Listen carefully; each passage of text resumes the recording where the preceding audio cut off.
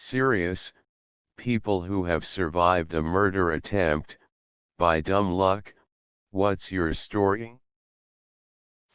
Thank God for my nosy neighbors. I always used to hate how nosy they were. Until this happened. When I was about 10, I was riding my bike outside. My parents always let me ride my bike outside during the summer, but only up and down the street we were on. One day, a man in a van was parked across the street. He called to me, asking me if I had seen his dog and could help him find it. Me, being a dumb child, offered to help him find it, and I started walking towards his van. My neighbor, an older white lady, came bolting out of her house hooting and yelling, telling the guy to back off. The dude got back in his car in a hurry and took off, and it wasn't until many years later that I realized how bad that situation could have been. Did you tell your parents?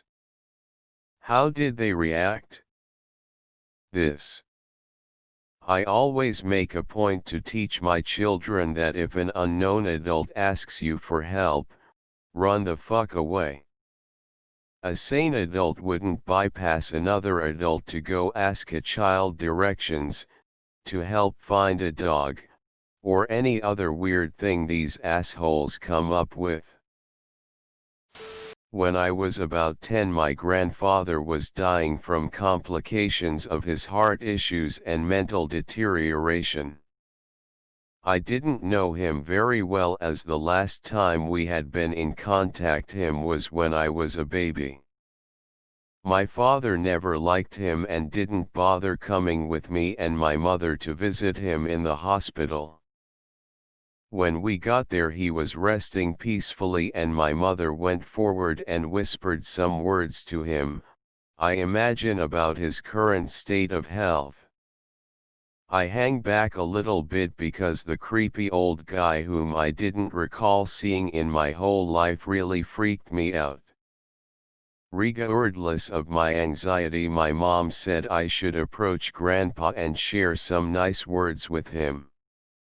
I understood by how sad my mother was that I shouldn't argue too much, so I approached his hospital bed to speak to him.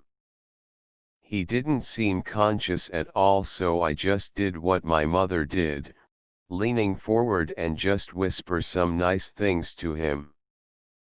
Things took turn when mid-sentence his eyes flare open and he stares at me, making me stop what I'm saying. My heart dropped into my ass when he looked at me because it was pure hatred in his eyes. As soon as we made eye contact, he bolted upright from his bed and wrapped his hands around my neck and started throttling me as hard as he could. I barely even remember what happened, but my mom was screaming for a nurse. And Grandpa kept yelling at me while shaking my neck violently, "Fucking betrayal, you betray me." And then he died. Almost as fast as it began, it was over. His grip loosened and he flatlined. My mother was inconsolable and I was extremely confused and crying out of sheer trauma at the situation. Later, after we managed to calm down, a nurse explained to my mother that his severe dementia had left him barely coherent and it was likely he had thought I was someone else. I didn't learn this until several years later, but my mother suspected my grandfather saw my father in me. My father was an alcoholic womanizer and fairly abusive in my earlier childhood, and my grandfather resented him for it. I guess I look a little too much like my dad. My dad has a client that owns a number of fast food restaurants. One day we were working at one of his stores, remodeling, and talking about robberies. The client told us that when he was just getting into the fast food business, he lived in Colorado.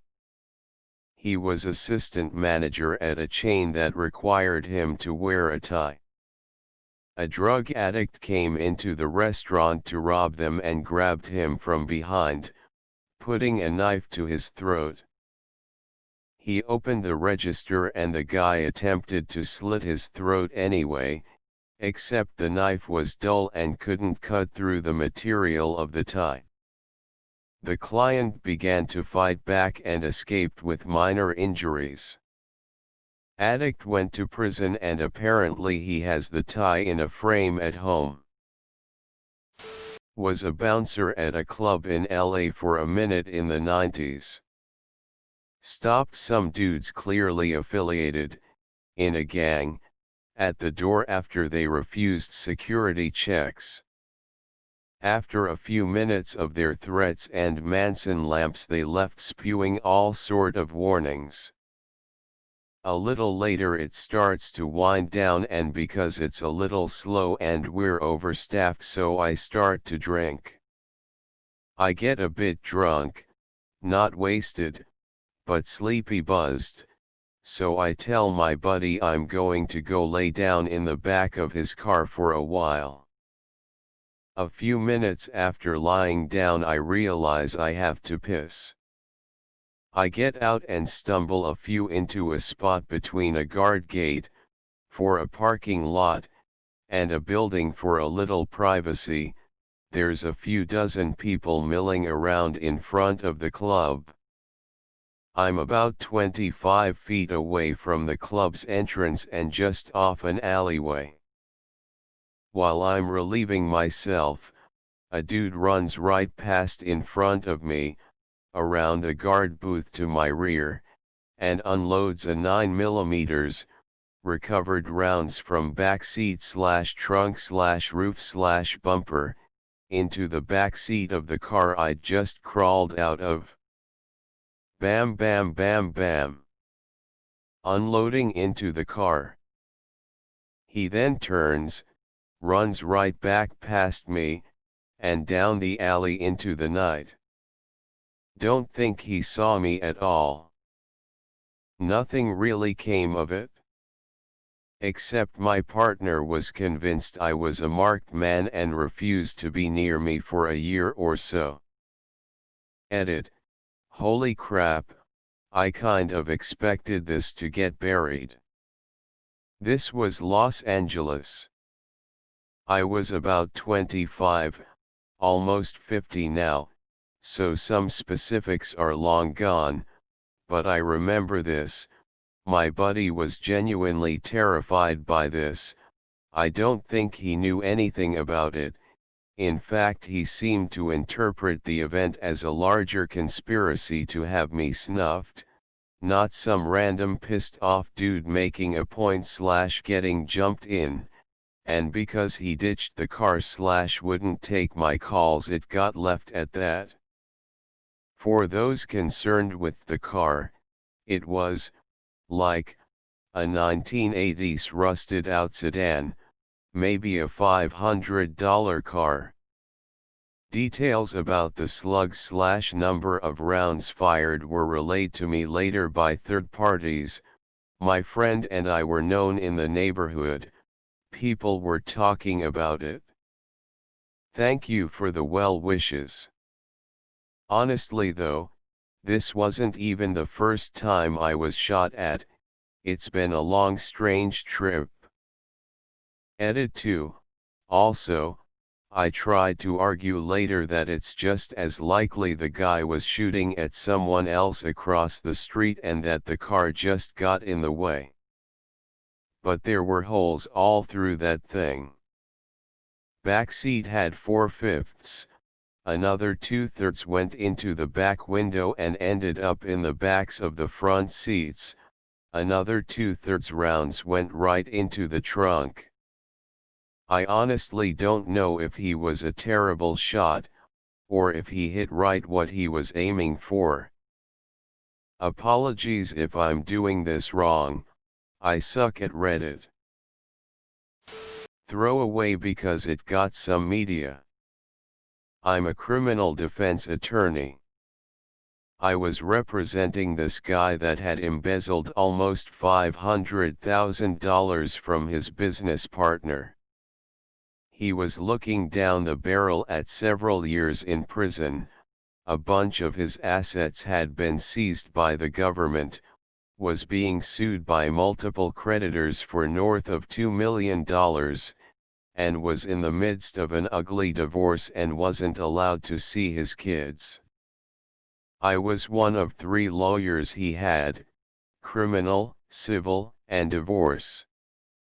He was drinking a lot and using coke. I used to get this incoherent phone calls in the middle of the night that ranged from threats to crying. He came to my office one day and asked for me, but I was in court. My secretary said he was perfectly civil.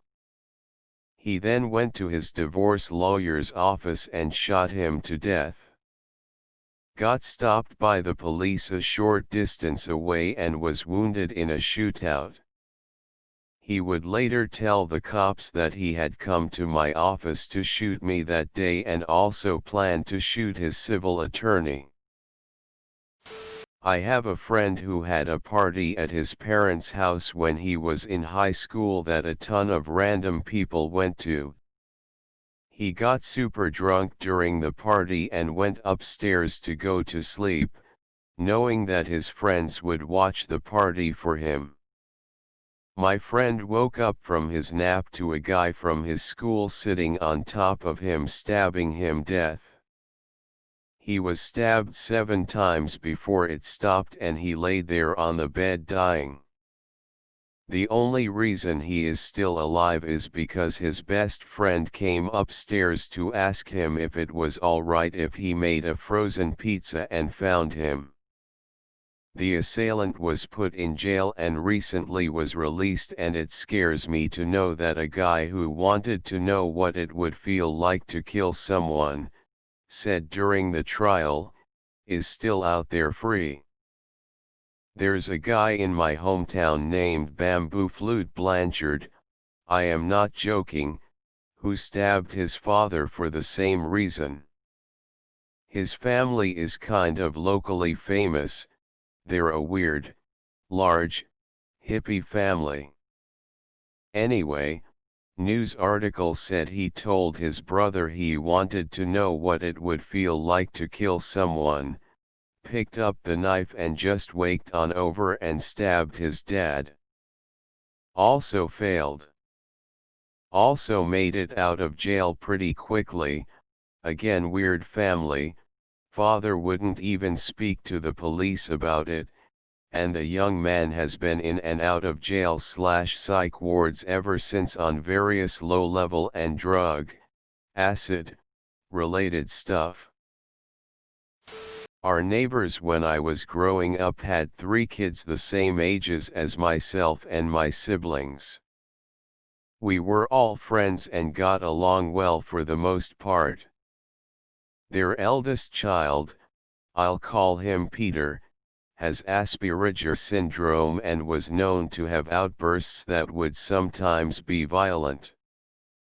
One day, when I was 5 or 6, our mothers decided to take all 6 of us to a nearby wading pool because it was hot out. Well, due to that, it was pretty busy, and there were a lot of other kids. There were 2 lifeguards there, but were generally too busy chatting with each other to be doing their jobs, as my mother later tells me. I was off with my neighbor's daughter, was my age, and Peter. I don't remember why, but he suddenly flew into a fit and decided that I was at fault for something. He, being about 8 and a lot bigger than me, grabs my head and holds it under the water. I remember that. I remember not being able to breathe. I remember clearly thinking that I needed air or I was going to die. I remember fighting, but not being strong enough to get him off of me. Then I remember my mom's face. She had a clear look of both terror and fury. I remember looking over and seeing Peter sitting with his arms around his knees, rocking back and forth as his mother tried to calm him down. Then I remember my mom absolutely losing it on the lifeguards who had missed everything and were clueless as to why this tiny woman was screaming at them that her daughter had almost drowned on their watch. To this day, I have a fear of swimming and absolutely do not like having water on my face, even when I'm showering. My supposed best friend decided that my wife and I were too perfect. Therefore it must all be an act and I was obviously abusing her. He was at our house after I made an awesome dinner and we were having fun drinking and singing karaoke. I went to the kitchen to put some glasses away, came back, and leaned on the couch with him slightly behind me to the left of me. Then I heard a thunk and felt an amazing amount of pain on the top of my head. He had picked up the whiskey bottle on the table and smashed it into my skull. I was very confused as to WTF was happening. Then the blood started pouring. I didn't want to get blood everywhere, so I went to the kitchen. Dude is pacing back and forth saying weird shit. I thought about my gun, which was close by, but I wasn't thinking quite straight. He left. I had a huge concussion and still suffer side effects from it. My number 2 goal in life is to live longer than that asshat just so I can shit on his grave. I, 18F back then, now 25, was on my way home at night after meeting a friend. My home was just 10 minutes away from the train station. After a few minutes I felt someone following me. No big deal, I toughed, just someone else walking home. But I started walking faster. I realized the person behind me was catching up. Weird. In my head I started to make up scenarios of how to defend myself if the person would attack me. Never would I think of this to actually happen. Well, until I felt something on the back of my head, hitting me hard. I went furious. I turned around and attacked the guy. My mind was just full of anger towards the stranger who, what I thought, hit me. We were wrestling until I fell on the ground. He was sitting on top of me, strangling me. I tried to crawl my nails into his eyes as deep as I could, but I started to black out. Suddenly there was this tuft in my head: wake up, or you will die. Well, adrenaline kicked in again and I opened my eyes and screamed of the top of my lungs, attacking him again. That helped. He stood up and began to run. I lay there for a few seconds, then I started to run home, still screaming. My mom was already at our door and opened for me because my screams woke her up, or her mother's senses, who knows. She immediately called the cops and they could arrest him on the same night. It turned out that he actually shot me in my head from behind. They assume that the gun didn't work properly, the bullet didn't penetrate my skull and stuck in there, but as far as I know they never found out why the gun misfired. I'm glad though. He told the cops that he already followed me a few times in the past, but never had the guts to do it. He wanted to kill me and rape my dead body. I know that's a wild story. I have some Swiss newspaper articles as a source if someone cares though. I was exiting a bar once after last call and was with a friend who was a medic. We saw a girl laying in a snowbank near a telephone pole who had just been hit by a car. We ran over and tried to help her. Some others were already on the phone with 911 and I, not having any medical training, didn't have anything to contribute but didn't want to just leave. The whole situation was concerning. I turn around for a second and start to hear people screaming. I turn around, a minivan was heading for us, the few people around this woman. They already started to run, but I was too late. He hit me as I was trying to flee, put the car in reverse, ran over me again, and then went forward and run over me a third time. Turns out the guy was high and drunk and got into a fight with the women's BF, whom I bared a strong resemblance to. He thought I was him. Not to throw a pity party for myself, but 9 years later I have a ton of medical issues, and my life pretty much started on a downward spiral since then, but sure, I guess I survived. Edit. For everyone wondering about the guy, an off-duty cop watched the whole thing go down, and copied his license plate number. He was apprehended 20 minutes later and charged with attempted murder, along with many other things. He pleaded out to just 3 years in jail. He had actually killed someone else a few years before drunk driving. How they thought that was appropriate is beyond me.